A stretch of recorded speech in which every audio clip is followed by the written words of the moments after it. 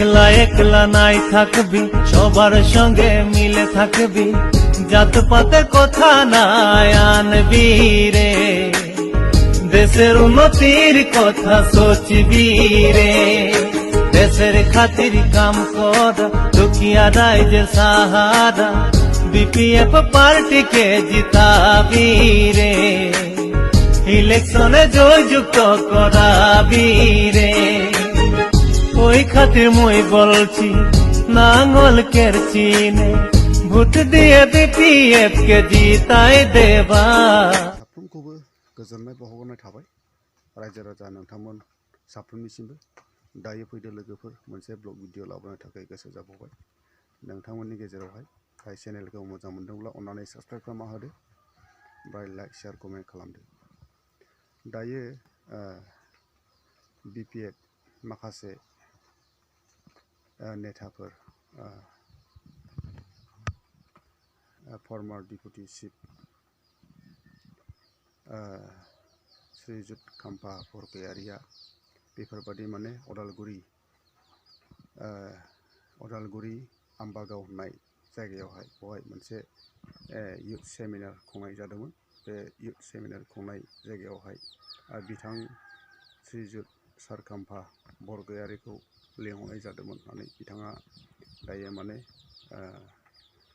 मिथिना लाबाय। ससियेल मिडियानि गेजेरजोंहाय दायो मोनथिनो मोनबाय। दायो युथफ्रा मानि थाखाय बिपिएफ हान्जायावहाय जइन जागासिनो दं, थारैनो मा जामारदों बेखौहाय जों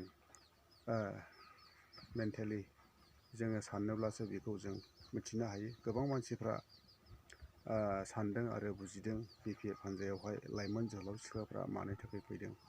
थारैनो बिसोरहा मोनसे ब्लुप्रिन्ट दङ, भबिष्यतखौ साननो हानाय बिसोरहा मोनसे मेन्टेलिटि दङ, साननाय मोनसे थट दङ आरोखि।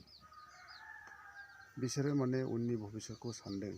माने जोङो जोहोलाव सिख्ला लाइमोन जानानै जोङो माबा मोनसे उनावहाय मावनानैहाय जाहैनो, ससियेल डेभेलप माखासे सान्थौखौ बिथांमोना सानदों। माखासे गोबां बेफोरबायदि माने लाइमोन जोहोलाव सिख्लाफ्रा लाइमोन जानायखाय माने लाइमोननै मानसिया थाबाय थाया, बेनिखायनो माने लाइमोननै थांबाय थानानैहाय बेफोरबायदि माने ससियेल वार्कफोरखौ माने मावनानैहाय जाहैनो थाखाय डेभेलपमेन्टखौ बिथांमोना लुबैयो। बिथांमोनहाबो जिबन दङ, सानसे बेलासे न'खर संसार जागोन, गथ' गथाय मोनगोन, बेफोरखौ माने दिनैहाय माने ससियेल डेभेलपखौ युथ लाइमोनफ्रा बेखौहाय माने मोन्दांथिदों आरोखि, ब्लुप्रिन्ट खालामदों आरो। दायो माने थांनाय समफ्रावहाय माने बिटिआरआ 2020नि गेजेरावहाय 2020नि 26 जानुवारियावहाय बेफोरबायदि माने सुक्ति जादों। सुक्ति जानायनि सिगां बुंदोंमोन जे प्रमद बर' सारा माने न'खर न'खर साख्रि होगोन, गोबां बेफोरबायदि लाइमोनफोरनो बेफोरबायदि माने इंगेजमेन्टआव थानो थाखाय खामानि होगोन होननानै, ओमफ्राय गामि सिंफ्राव बेफोरबायदि इदि मावगोन होननानै बुंदोंमोन। दा बेफोरखौ आसायैहायनो दिनै गोबां लाइमोनफ्रा, ओमफ्राय बेफोरबायदि माने गोबां न'खरनि मानसिफ्रा, न'खरनि गागिफ्रा लोब बेफोरबायदि माने इउपिपिएल हान्जायावहाय थांदोंमोन। नाथाय दायो माने 3 बोसोरनि गेजेराव दायो जों नुनो मोनबाय गोबां मानसिफ्रा ससियेल मिडियायावहाय बुंसोगारदों जेबो गैया, नाथिं, जेबो मोननाय जायासै होननानैहाय। नाथाय दा बिसोरहा माने इउपिपिएल हान्जायावहाय थानानै दा बिसोरो माने मेंनाय मोनबाय। बेखायनो माने दा गुबुन माने दोलोआव थांनानैहाय बिपिएफ दोलोआव थांफिननानैहाय माने जौगाथायखौ लाबोनो थाखाय, मदद होनो थाखाय दिनै जानजि खाफ्रादों युथ लाइमोन जोहोलाव सिख्लाफोर आरो बिमा बिफाफ्रा गासैबो। दायो जों माखासे बेफोरबायदि माने बुंनाय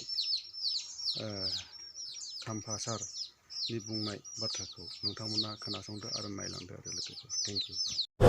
राजनैतिक गोहोखौ बारायनो थाखाय रायजो राजाफोरनि खाथियाव थांनानै बयखौबो लोगो हमनानै रायलायनायनि बेबस्था खालामगासिनो दं। आरो बे हिसाबै दिनैहाय बे अदालगुरि जिल्लानि आम्बागावआव मोनसे सेमिनार खुंनाय जादों वर्कशप खुंनाय जादों जेरावहाय डिस्ट्रिक्टनि गासैबो सेंग्रा सिख्लाफोरखौ लिंहरनाय जादों आरो बेवहाय राजनितिका बिटिसिआव मा जागासिनो दङ बिपिएफ हिसाबै जोङो बबे लामाथिं लांनो लुबैदों राजनितिखौ ओनसोलनि जौगानायखौ नायनानै मोनफ्रोमबो जाथि गस्थिनि आसा आकांक्षाखौ पुरन खालामनायनि इन्ट्रेस्टखौ लानानै आरो जायगायाव इउनिटि आरो शान्ति लाखिनायनि उद्देश्यखौ लानानै दा बेवहाय हाजार हाजार मानसिया बाहागो लाफैदों बेखाय आंखौबो मोनसे साबजेक्ट होनानै बाथ्रा बुंनो थाखाय लिंहरनायहाय आं फैदों आरो जोबोद मोजां मोनदों। सार नोंथांनि बायदिब्ला फैगौ जिहेतु राजनितिक बर'नि बेखौ होबथानांगौआ नैबे लाइमोनफोरासो बेखौनो आं बुंदों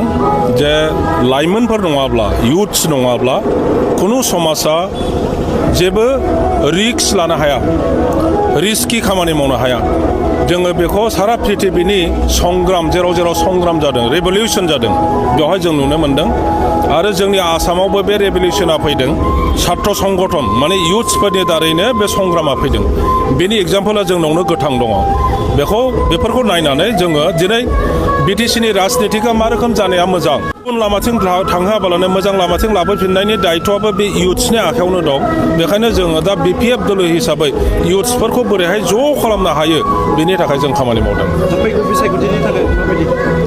फैगौ बिसायख'थिनि थाखाय दा बिपिएफ हिसाबै जोङो एकदम साफाखारा जाखाबाय देरहानाया जोबोद बांसिन गुना मोजां जानानै दङ उदालगुरि मंगलदै बे समस्थियावबो बिपिएफआनो देरहागोन बेखौ बियो रोखा जाबाय क'क्राझारावबो रोखा जाबाय बेखायनो बिपिएफआ खुनु गुबुन दोलोजों माने मित्रता जोङो जानाय नङा एलायन्स जानाय नङा थारमाने एलायन्स खालामनाय नङा बिपिएफ हिसाबैनो जोङो गसंगोन आरो क'क्राझार उदालगुरि मंगलदै बे समस्ति मोननैयाव जों देरहागोन। नाथाय जिहेतु दायो खुंथायखौ